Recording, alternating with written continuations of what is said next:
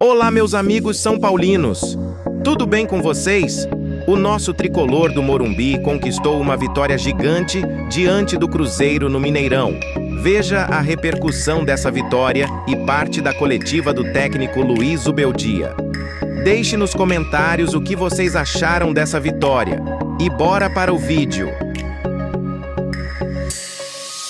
O Zubeldia, calminho, ganhou de 1-0 com o time reserva, gol do William Gomes, o menino, né, prof, chamando a atenção, e o retrospecto com o Cruzeiro é um negócio impressionante, né? Nossa, já houve coisas no Mineirão, só 5-0 para São Paulo, 5 gols do Dodô.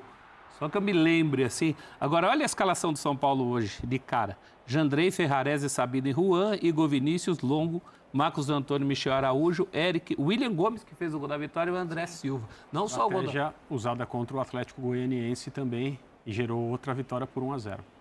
Tá regulando, como diria um amigo meu. E o São Paulo foi muito mais perigoso o jogo inteiro. Dos contra-ataques, a bola ficava com o Cruzeiro, mas o São Paulo descia e assustava muito. O Cássio trabalhou muito nesse jogo até o final da partida.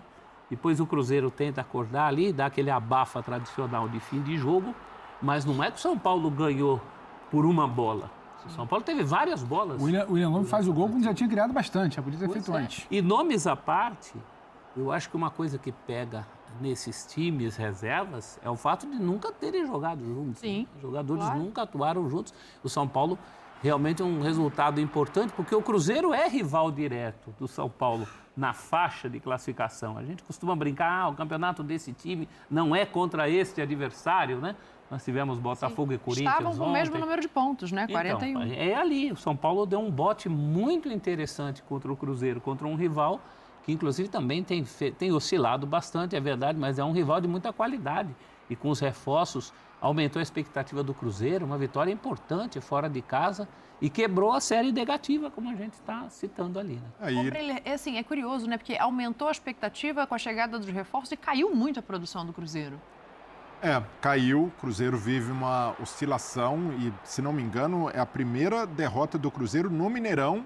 O Cruzeiro tinha perdido como mandante a primeira contra o Fortaleza em Cariacica, passou mais da metade do campeonato com 100% de aproveitamento jogando no Mineirão e agora nem mesmo o trunfo de jogar em casa, jogos abaixo contra o Inter, o clássico contra o Atlético também, em que o Atlético teve mais chances, produziu mais que o Cruzeiro, e agora contra o time reserva do São Paulo, não consegue retomar a sua principal virtude, que era ter a bola, trabalhar bem, e parece que está faltando tranquilidade, Dani.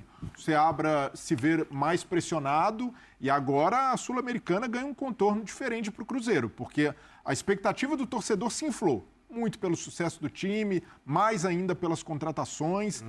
E agora, na Sul-Americana, é essa tacada que o São Paulo vai tentar na Libertadores. No Brasileiro, para título, ficou muito complicado, então é apostar tudo na Sul-Americana, mas para isso não basta só ter o espírito de competitividade, como teve contra o Boca ali num jogo também ruim no Mineirão.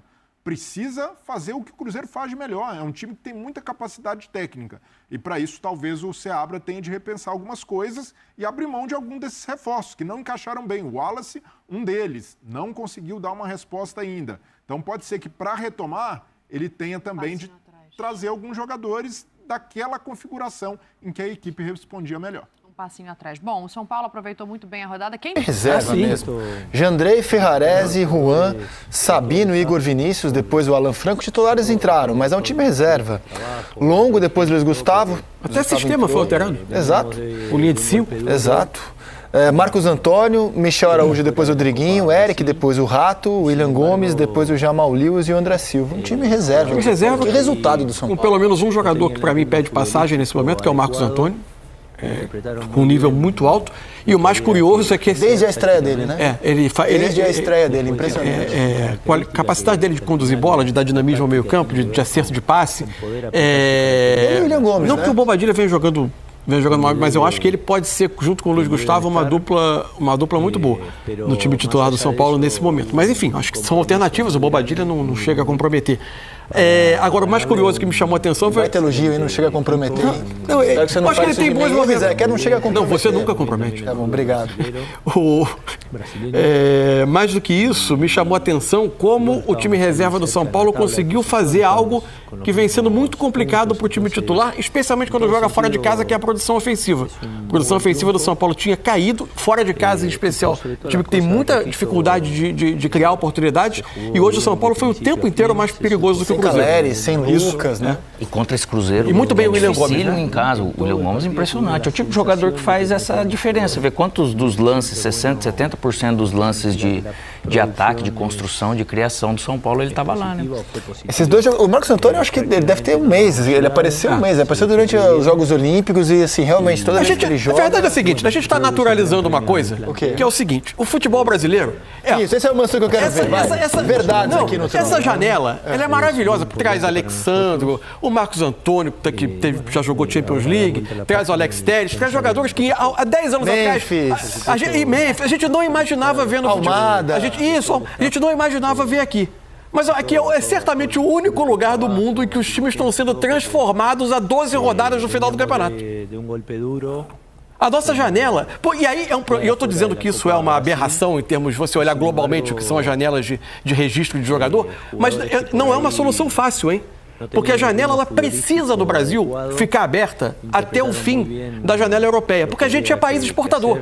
Então tem que ter um mínimo de chance de repor alguma perda. E elas acontecem. Você ainda pode contratar e ainda tem livres, como o Memphis. Isso. A janela quase não fecha, a janela no Brasil está sempre aberta. A janela encosta, mas não fecha. É isso. Mas o incrível é que com isso, como a gente escolheu ter um calendário de ano inteiro, e também é difícil fugir dele, não só por questão de clima, do calor, mas questão cultural, mas por causa do calendário da Conmebol, que é difícil você dar férias a jogadores no meio do ano, porque senão eles voltariam de férias para jogar oitavas de final da Libertadores. Com esse calendário que a gente tem, a gente está fazendo troca de jogador e trocas fundamentais em time, jogadores estreando na 26ª rodada de um campeonato de 70% do campeonato andou. Se você pegar o Corinthians hoje... Isso, esse time não existia. Completamente diferente. Um mês e meio atrás esse time não existia. Completamente diferente, em todas as posições. Só que, em geral, reta final de campeonato é para os times prontos, montados, apresentarem o seu melhor rendimento. No Brasil, você está experimentando o jogador. Você tem jogador se adaptando, jogador estreando. É uma realidade muito peculiar. Mas, olha, a comissão técnica de fora se adaptar aqui deve ser um exercício terrível. Por supuesto, felicitar a los jugadores y a todo el staff por... a todo el grupo de trabajo, dirigente, todo, porque veníamos de un golpe duro, como quedar afuera de la Copa Brasil, y sin embargo, jugadores que por ahí no tenían el ritmo futbolístico adecuado, interpretaron muy bien lo que había que hacer tácticamente. Después aplicaron sus características, que al final la táctica tiene que ver con poder aplicar sus características en las zonas donde deben estar. Pero más allá de eso hubo un compromiso muy grande para ganarle a un excelente equipo, un equipo que juega muy bien, que representa muy bien también el fútbol brasileño. Y bueno, estábamos ahí cerca en la tabla de posición, estábamos con los mismos puntos, entonces en todo sentido es un muy buen triunfo y por sobre todas las cosas, repito, se jugó bien de principio a fin, se supo sufrir en algún momento, pero en todo el partido tuvimos la sensación de que metíamos el gol y eso siempre es bueno porque significa que la producción es positiva o fue positiva. Prácticamente no nos llegaron, se defendió bien y bueno, creo que es un gran premio al plantel. Así que seguimos sumando en el Brasileirão, es muy importante para nosotros. Y bueno, ahora dar vuelta a la página y pensar en Botafogo.